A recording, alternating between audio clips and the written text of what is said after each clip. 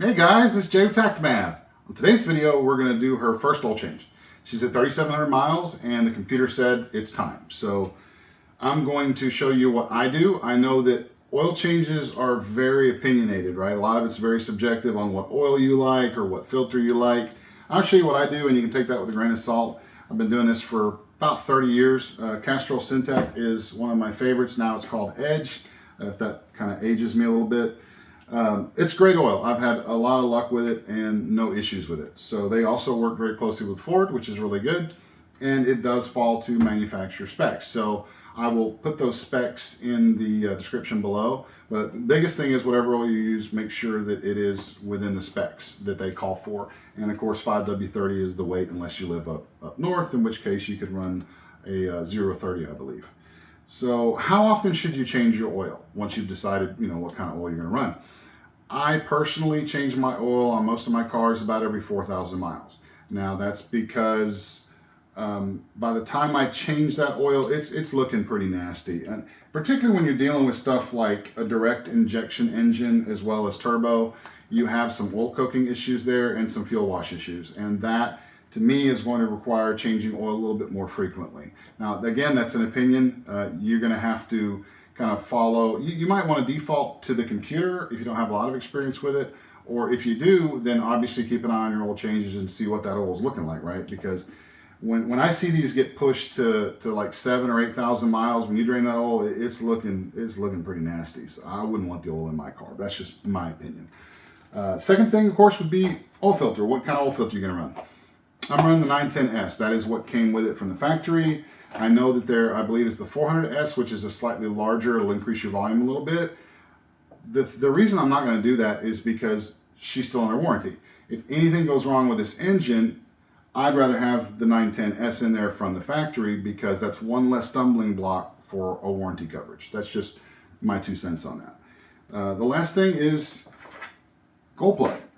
It's a magnetic drain plug, and there's several companies out there. I like Gold Plug, run them on a lot of vehicles.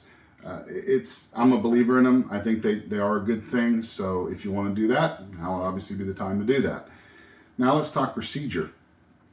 So procedure, obviously once you've got it safely jacked up on jack stands and you got it blocked, you brake on and whatnot. I personally change oil when it's hot, which means I obviously crank it full operating temperature, give it a few minutes, jack it up, drain it. That way I seem to get the oil out better and more of it. Now, once you've done that, of course, torque procedures are important too. Now, like I said, I've been doing this for a long time. I don't feel the need for a torque wrench to do the drain plug. However, if you're apprehensive about it or if you've never done it, I highly recommend just get yourself a torque wrench. They're cheap and plenty available out there, and follow the factory specs for the torque wrench or for the torquing of the drain plug. I'll post that in the description as well. Oil filter, of course, that's hand tight.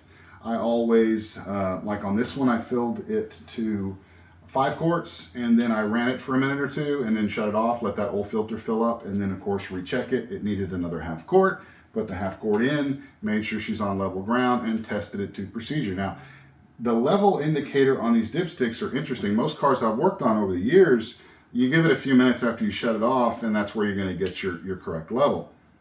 This is a little different. It's almost like Ford wants you to check it completely cold.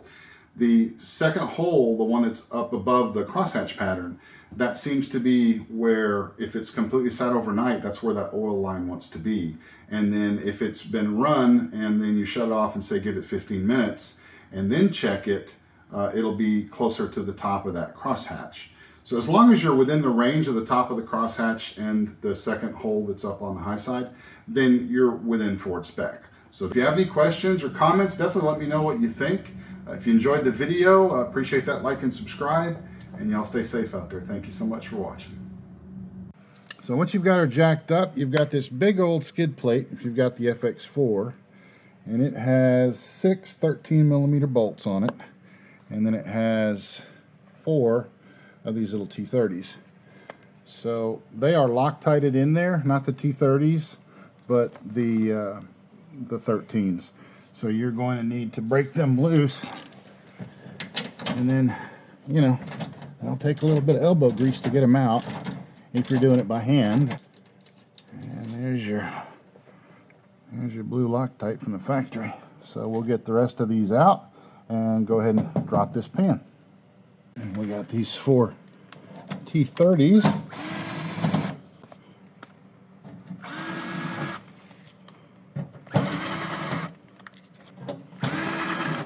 Alright. This whole thing should slide right on out.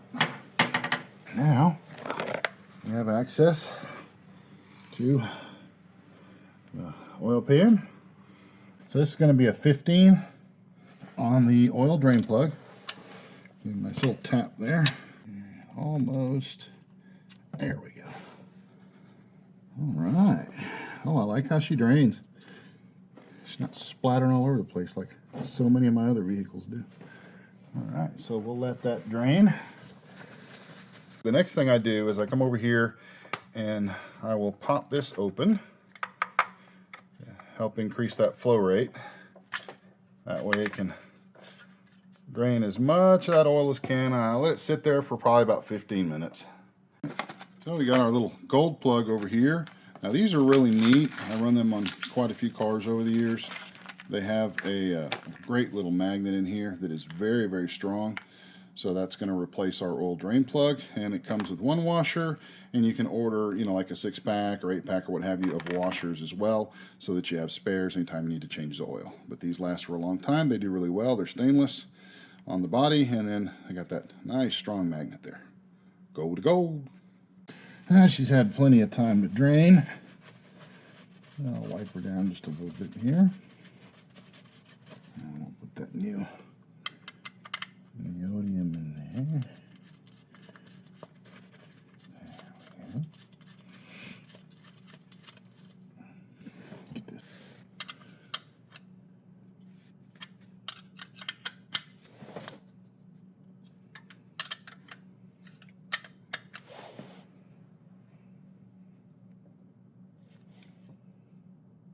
Okay.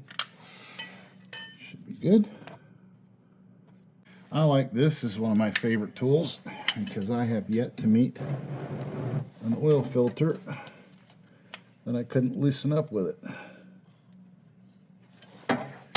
And once you get it cracked loose, then it should come out nicely by hand. There we go. One of the things I'll do with the new oil filter is I will dip my finger in, doesn't matter, either old oil or the new oil. I just prefer the new oil. And I just barely run a little bit, just enough to get it damp or wet slightly, right?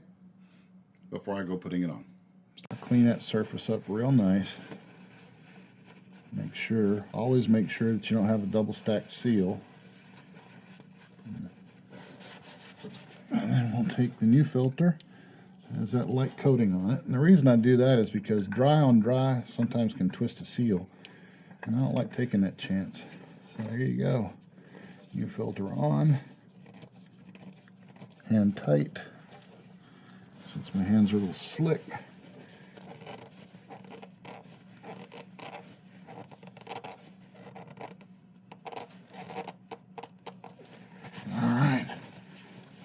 So we've got our oil filter back on. We've got the oil drain plug tightened up, ready to go ahead and fill up. System takes 5.5 quarts on this 2-liter Ecoboost. 5W30 is the weight that's called for.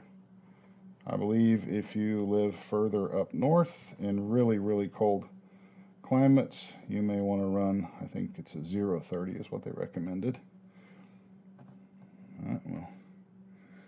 Give her that full 5 quarts. And since I like to squeeze every drop, I will let that drain down to the bottom and get every last little bit out of it I can. So drain that last little bit of oil out of there.